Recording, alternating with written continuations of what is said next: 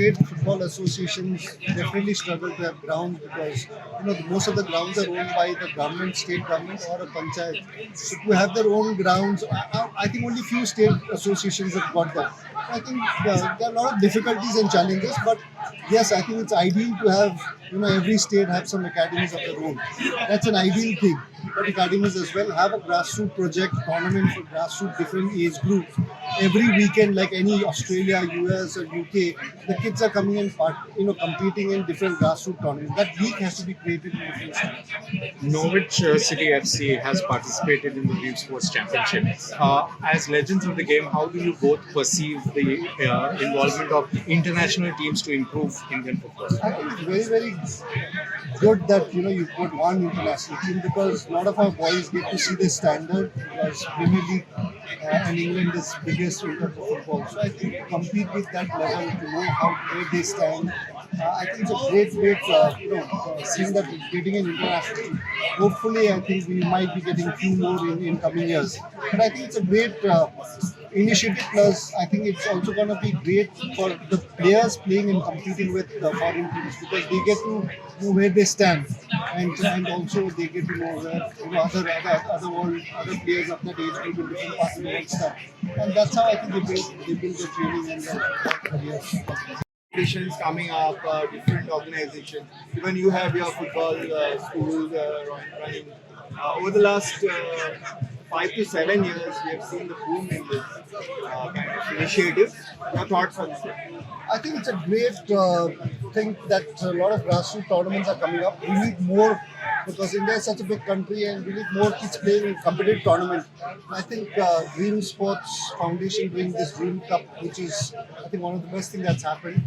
It's the second year. Hopefully, in a couple of years' time, I think this is going to be one of the biggest grassroots football tournament for sure. Already, I think it's picked up quite well. BBFS, my football school, has been associated with Dream Sports Foundation for quite some time. In last 2.5 years, through their scholarship and sponsor program, we've already got 3 kids playing for India, which are sponsored by Dream Sports Foundation, and 6 players have been called for India in different age groups. So I think for us as well, it's been a great collaboration. But the tournament, I think, it's just going to get bigger, better, and the way they've organized last 2 years, I think it's fantastic. But we want, as I was speaking to Dream Foundation as well, we want under 13s and 15s as well to happen, which they are very positive about it. So hopefully, I think it's going to get bigger and better. What's the message to the youths, like today's youths? I think please come and play sports. Get out of your phone. I think I'm a father as well, so the thing is that we need kids to come and play football. We keep talking about India doing really well in football, but the most important thing is we need more kids to come out and play. If we don't have more kids coming out, the talent is going to be very, very small. So number of kids coming out and playing, the more talent we're going to scout and get it. So I think the first challenge is to make sure that kids should come out from every part of the country and come and play football. And then you'll have states and academies and clubs really getting opportunity to scout them. But if you don't have kids playing in big numbers, it becomes a very, very difficult for everyone. It was the compliments of the Bengali New Year today, coming to the grassroots event and the talents that you have seen of late. What excites you the most, considering your position in the baseball? What talents have you seen here? How exciting talent is it? Yeah, it's great because yesterday we have a small masterclass program in Gomantak, more than 20 people participate, and it was really great. I see some very good talent, and especially on the girlfriend goalkeeper Anisha, she did very well session yesterday, and she performed well also today. And the talent we have over here, that is very, very good. And like Baichung Bhutia said, he covered everything, but we need more tournament. Baichung Bhutia mentioned that under 13, 14, I love it under 8, under 9, under 10, under 12 the grassroots.